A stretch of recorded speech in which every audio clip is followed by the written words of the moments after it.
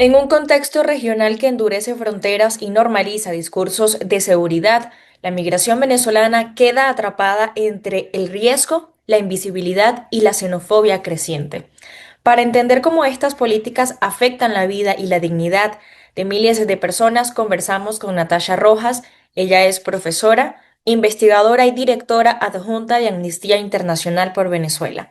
Profesora, bienvenida a Venezuela en Profundidad. Gracias por acompañarnos. ¿Cómo describiría usted la tendencia regional y global en materia de políticas migratorias que hemos visto por lo menos en el último año y qué impacto real podemos ver palpables en la migración venezolana? En el último año particularmente, a nivel regional e incluso podríamos decir que a nivel global, la tendencia ha sido a políticas y prácticas restrictivas a los procesos de migración y de regularización. Un poco con la falsa creencia, o digamos no creencia, porque yo creo que quienes toman esas decisiones saben perfectamente que los resultados no son como los venden, pero al menos de publicitar esa idea que con esa perspectiva de securitización la migración se va a detener. Y todo lo contrario, la migración no se detiene, sobre todo una migración como la venezolana, que es una migración forzada, son personas que se ven forzadas a tomar la decisión de salir del país por sus condiciones de vulnerabilidad, que están buscando sobrevivir ellas mismas y sus núcleos familiares, incluso extendidos en algunos casos.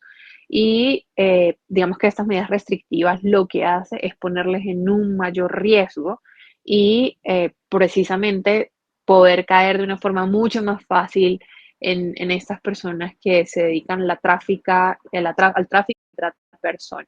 ¿Qué efectos tiene, por ejemplo, el cierre de pasos regulares y la reducción, sobre todo la reducción de mecanismos de regularización en aspectos como la seguridad y la vulnerabilidad de los migrantes venezolanos? Por un lado, el cierre como de los pasos regulares es algo que incentiva, por supuesto, el uso de los pasos irregulares.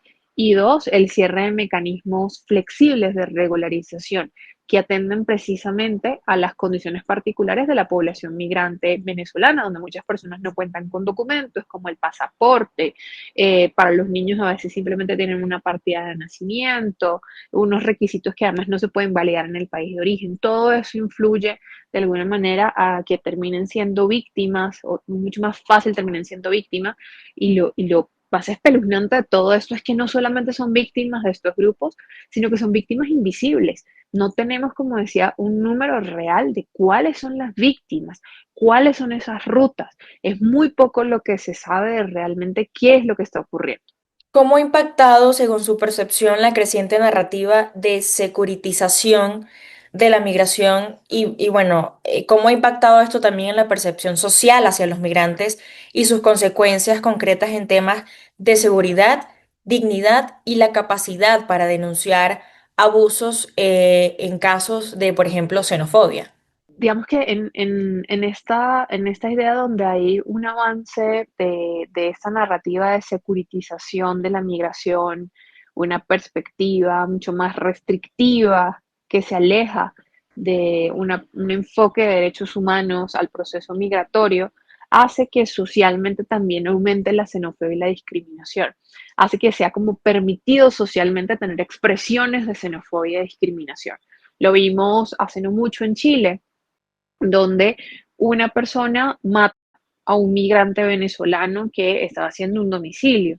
Y empezamos a ver estas prácticas en muchos lugares donde hay una violencia mucho más explícita y pública, porque si la institucionalidad tiene esas prácticas, es como darle licencia a la población de decirle está bien que ejerzan ese tipo de medidas. Entonces, eso lo que produce también en la población migrante es que trate de ser invisible. Y esto también les pone en un riesgo adicional y que cuando son víctimas de violaciones de otros derechos, como por ejemplo los derechos laborales, en el caso de las mujeres cuando son víctimas de violencias basadas en género, no denuncian, porque lo que buscan es ser completamente invisibles para lograr su único propósito, que es poder sobrevivir, poder comer al menos algo que les permita desarrollar un mínimo de actividades para ellas y toda su familia. ¿Usted considera que, por ejemplo, en Colombia se han visto casos de xenofobia producto de la falta de respuesta institucional? En Colombia tenemos como unos picos de expresiones de xenofobia y discriminación que se suelen asociar a procesos, digamos, como a narrativas de seguridad, pero cuando no hay como una práctica constante y normalizada de las instituciones de combatir esos discursos de discriminación y xenófobos, suelen aumentar. Y la población, como decía, se pierde cualquier tipo de práctica de integración, porque digamos que en las sociedades de acogida hay un profundo rechazo y la gente ante ese rechazo y el temor de ser deportadas, de ser expulsadas del lugar, tratan de ser invisibles y se vuelve como en un continuo de violación de derechos humanos.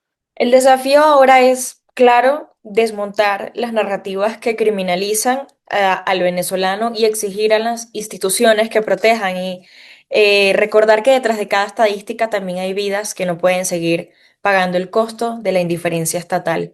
Gracias, profesora Natasha, por acompañarnos. Gracias también a quienes nos ven. Yo soy Génesis Pérez y esto fue Venezuela en Profundidad.